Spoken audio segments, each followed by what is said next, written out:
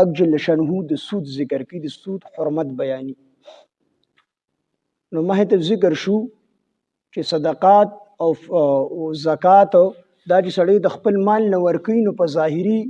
نظر سره کو سړی ورته وګوري نو مال یې کمیږي. سړی صدقه ورکوي یا زکات ورکوي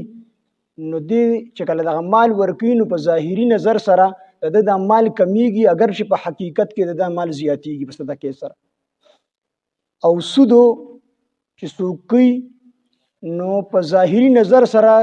په سود کولو سره خو مال زیاتیږي، خو په حقیقت کې ورته سړی سوچ وکړي نو په حقیقت کې په سود کولو سره مال چې کوم دی کمیږي. په سود کولو سره مال کمیږي، په صدقې سره په حقیقت کې زیاتیږي. او په ظاهر کې کو سړی ورته ګوري نو په صدقې سره مال کم په نظر باندې راځي، په زکات سره مال کم په نظر باندې راځي. ځکه سړی سره 40,000 روپۍ دي، 1000 روپۍ ته ورکړي نو مال کم شو کنه په ظاهر کې، خو الله پاک جل شانه دا زیاتی وروستو آیاتونو کې بیا دا راځي. او دغه رنګ سړی سودی کاروبار کوي الله دې موږ ټول بچ کړي، نو په ظاهري نظر سره په سود سره مال زیاتیږي. یو سړی له 10,000 روپۍ ورکړي دي، دې به 1500 روپۍ کال راکړي، نو کال پس هغه ته 1500 روپۍ زیاتې شوي،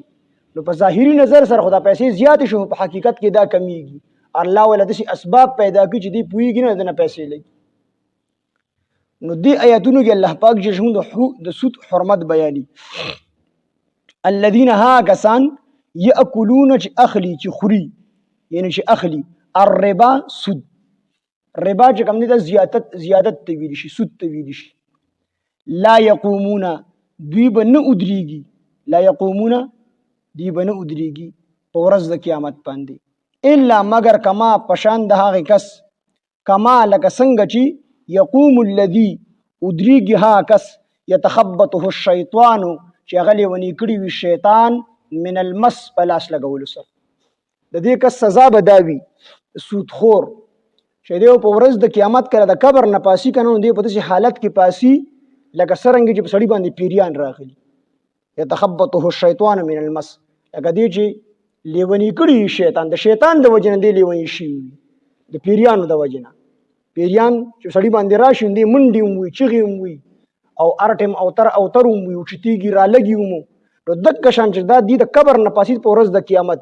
د سودخورو سزا په دغه ټایم کې به دا وي چې دی به داسې اوتر وي، دی به داسې اوچتېږي رالګي، دی به داسې یو طرف ته بل طرف ته منډې وي لکه څرنګه چې سړي باندې پیریان راغلي. کس الذين یاکلون ها کسان چې خوري الربا د سود مالونه، لا یقومون دوی به نشي ودرېدلی په ورځ د قیامت الا کما یقوم الذي لکه څنګه چې ادریږي هغه کس یتخبطه الشیطان چې هغه لیونی کړي وي شیطان من المس په لاس لګولو سره، پیریانو لیونی کړي وي. ذلک دا د دې وجې نه بانهم چې بېشکه دوی قالو دوی به ویل انما البیع مثل الربا، بېشکه دا بیع خو د سود په شانتې ده. دا به دې مبالغه کوله، حالانکې داسې ویل پکارو چې دا سود د بیع په شانتې دی، نو دوی به وي دا بیع د سود په شانتې دی. یعنې تجارت چې دی اغستل خرڅول چې دي نو په دې کوم سړي ته منافع ملاویږي، نفع ملاویږي، او په دې سود کې ورته نفع ملاویږي. نو دوی به وي دا بیع چې کوم ده بیع تجارت دا د سود په شانتې دی. نو الله ول جواب ورکي وحل الله، نو د دې د تکلیف په زګ ډیر وي او دی به زګ د سوي لکه سړي باندې چې پیریان راغلي په ورځ د قیامت چې کله دی د قبرونو نه پاسي چې دی به دا خبره کوله چې دا بیع دا خو د سود په شانتې ده. واحل الله البيع، الله جواب ورکي چې حال دا دی چې حلال کړی دی الله پاک البيع بیع، الله پاک دا بیع حلال کړی دا. وحرم الربا، او سود حرام کړی دی، سود حرام کړی دی الله پاک. فمن جاءه، پس هغه څوک جاءه چې ورسیږي هغه ته موعظه النصیحت من ربه د خپل رب د طرف نه، فانتهى او دې منع شو، دته نصیحت راغی او دې منع شو د دې خبرونه چې دا خبره بیا نه کوي چې څرنګه اوس هم ډېر خلک داسې دي چې هغوی وایي چې یاره دا انډر پلی داسې وکړي چې موټر سایکل چا باندې خرڅ کړي په نیټه باندې په 2 لک روپۍ باندې، او بیا له پیسې ورکړي په لاک کې خرڅوي، نو هغه له لاک روپۍ والا ورکړي، نو ده به خرڅ کړي مې دې ته والي نو دا سود دی. دغه رنګې بعضې ملګري پوه کړي په دې بارګینونو کې داسې ناسي په بارګین کې، نو یو کس ورله ګاډي ورکړي په نیټه باندې لکه په 10 لک روپۍ باندې، په نیټه ولا ورکو بل مرګري پوهې کړي وتی 15 لکه خرڅه په نغدو باندې غوي یاو حالانکه نور د خپل منځ کې سلاوي نو دا ته ون دا سود دی ته څنګه نور هم ډېر خاص کړه انلاین کاروبارونه چې کیږي دا د سود دي نو سود ډېر سخته ګناه ده حدیث پاک کې راځي چې کم سړی د سود 1 روپۍ وخوري 1 روپۍ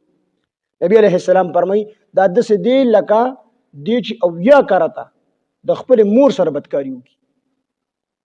او بعضې روایتو کې راځي چې 36 پیرې په بیت الله شریف کې د خپل مور سره نکاح وکړي نکاح څه مطلب یعنی ګناه وکړي بد عملي وکړي ډېر لوی عذابونه نبی علیه السلام چې کله د معراج په شپه باندې لاړو نو هلته څه خلک ولیدل چې د هغې خېټې د کورونو په شان د خېټې غټې شوې وي او په هغې کې د دننه چې کوم دی لړمانان په نظر باندې راتلل ماران پکې په نظر باندې راتلل نبی علیه السلام د جبریل امین نه تپوس وکړو دا څوک دي وي دا ستا د امت سودخوار دي چې دوی به سود کړي په دنیا کې به دوی سود کو الله رب العزت ورله دا د قبر هغه سزا ورکوي چې دوی په خېټو کې لړمانان او ماران چې کوم دی تاوي وي د کوم سړي د سودخور په قبر باندې میږي هم د پاسه نځي میږي پې نځي پاسه او په دې کې الله پاک جل شانه د خپل جنگ او د نبی علیه السلام د جنگ اعلان یې کړی نو سود ډېر خطرناک عمل دی الله پاک جل شانه دې مونږ تاسو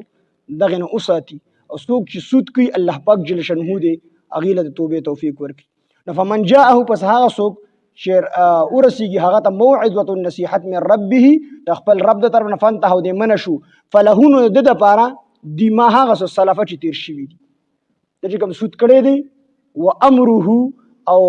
د معامله الی الله الله ته سپارلې شوې ده د چې کوم سود کړی دی او د توبه وباسله یا کوم خبرې چې کولې د هغې نه توبه وباسله چې دا بیعه هم د سود په شانتې ده د هغې خبرو نه توبه وباسله نو بس د معامله الله ته وسپارلې شوه کو د الله خوښه شوه او نو عذاب به ولې ورکړي کو د الله خوښه شو نو به یې بخي وامره الى الله ومن عاد او هغه څوک چې دوباره سود شروع کی ومن او هغه څوک عاده چې واپس شي یعنی دوباره سود شروع کی فاولئک هم داخل دي اصحاب النار خوندان د اور هم فيها خالدون دی به په دې کې همیشه د پاره نو کو یو سړی دا سود حلال ګڼي لکه بعضې وخت کې زمونږ په دې دور کې هم بعضې خلک وي دا خبره خو ټیک ته دا خو حلال دی دې کې څه چل دی نو که یو سړی سود حلال ګڼي حلال دا سړی په دې باندې کافر دی ځکه د قرآن د قطعي آیات نه انکار وکړو دا سړی کافر شو دی به همیشه دپاره جهنم کې او که نه یو سړی ګناه ګڼي خو بیا هم سود کوي نو بیا هم تر ډېرې زمانې پورې دی په جهنم کې وي نو چې الله ورته ډېره وایي نو دا به هم ډېره لویه زمانه وي الله دې دې نه موږ وساتي